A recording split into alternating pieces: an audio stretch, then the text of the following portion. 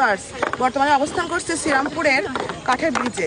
আর কাঠের ব্রিজে প্রচুর পরিমাণে ভিড় ঈদের তৃতীয় দিনে। তো এমন পরিমাণে ভিড়, সেখানে গ্রামে অবস্থাতেও মানুষজন অনেক ঘোরাফেরা করতেছে। তো সেটার মানুষের এত পরিমাণে ভিড় আর এত ভালোবাসা। আর এই পাশে যে নদীটা দেখতে পাচ্ছেন, এই নদীটার নাম হচ্ছে কুমার নদী। তো কুমার নদীটায় অনেক পানি শুকাই গেছে, শুধু এখানে ধান চাষ করা হয়, অনেক কিছু চাষ করা হয়। সো এখানে কি কি হয় আর এত মানুষের ভিড় কেন আসলে, সেটা জানার জন্য ভিডিওটা সম্পূর্ণ দেখতে থাকুন। একটি বাঁশের শাখাকে ঘিরে চলছে মিলন মেলা। কেউ বা গল্প করছে, কেউ বা ছবি তুলছে। তার সাথে ঈদ আনন্দে মেতে উঠেছে এলাকাবাসীর বানানো দৃষ্টিনন্দন কাঠের সেতু শ্রীরামপুরের। নজর কেড়েছে সবার। নদীতে যখন পানি থাকে তখন এই ব্রিজটি আরো একটি অন্যরকম বহুরূপী সৌন্দর্যময় স্থান তৈরি হয়ে থাকে। ঝিনাইদহ শৈলকুপা শ্রীরামপুর গ্রামে কালী নদী ভেঙে এসে কুমার নদী নামকরণ করেছে। তবে কাঠের ব্রিজটির ওই পাশে গ্রামটির নাম হলো শ্রীরামপুর আর এই পাশে গ্রামটির নাম হলো রতনপুর। এই দুটি গ্রামকে মিলিত করেছে এই কাঠের সেতুটি। নিজেদের প্রাণের ঝুঁকি নিয়ে তারা বিভিন্নভাবে নিজেদের কর্ম ব্যবস্থা করে থাকে।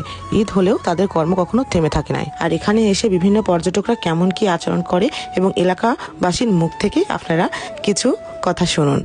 আকর্ষণ আছে, আপনারা আসবেন যখন ক্যাম্পাস খোলা থাকবে। হ্যাঁ, ক্যাম্পাস খোলার সময়, ক্যাম্পাস খোলার সময় আসবেন। এখন ক্যাম্পাসে মেয়ে ছেলেরা এমন কোনো দিন নাই যে একটা করে ওরা বনভোজন করে না। বনভোজনের জন্য এখানে পারফেক্ট জায়গা। পারফেক্ট জায়গা। আচ্ছা, আপনারা তো শুনেই নিলেন, এখানে বনভোজনের জন্য একটি পারফেক্ট জায়গা, নিরিবিলি এবং সুন্দর একটি পরিবেশ, ছিমছাম, যেখানে বাথরুম থেকে শুরু করে নামাজের ঘর থেকে শুরু করে অন্যান্য অনেক কিছু এখানে রয়েছে, যেগুলো আরো বেশি সৌন্দর্যময়। আর অন্যদিকে বাচ্চাদের সুন্দর সুন্দর খেলনা, বেলুন, বিভিন্ন ধরনের আইটেম সবকিছু এখানে আরো বেশি মনোমুগ্ধকর করেছে। তবে স্থানীয়রা জানিয়েছে কাঠের সেতুটি তৈরি করেছে স্থানীয় এলাকাবাসীরা। সেতুটি মূলত বর্তমানে একটি শ্রীরামপুরবাসীর বিনোদনের একটি জায়গা হয়ে উঠেছে। বিভিন্ন সময় বিভিন্ন ভাবে আরো উদযাপিত হয়ে থাকে বিভিন্ন অনুষ্ঠানে।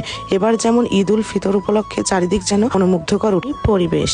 শ্রীরামপুর মানুষের একটি বিনোদনের প্রাণ কেন্দ্র হয়ে উঠেছে। আর শ্রীরামপুরবাসী একজন প্রধান শিক্ষক প্রাই স্কুলের শ্রীরামপুরের, তার কাছ থেকে শুনে নিন আপনারা কেন এই ব্রিজটি আসলে উন্নয়ন হয়েছিল এবং কিভাবে হয়েছিল, সেটা তার মুখ থেকে আমরা শুনি তাদের স্থানীয় একজন প্রধান শিক্ষকের মাধ্যমে। এই ব্রিজটা হয় রতনপুর মির্জাপুর গ্যাঞ্জাম হয়। হ্যাঁ, রতনপুর মির্জাপুর গ্যাঞ্জাম হয়। রতনপুরেরা বাজারে যেতে পারে না, তারপরে রতনপুরেরা এসে প্রথম একটা কাঠের ব্রিজ করে, করার পরে সেই ব্রিজটা ভেঙে যায়।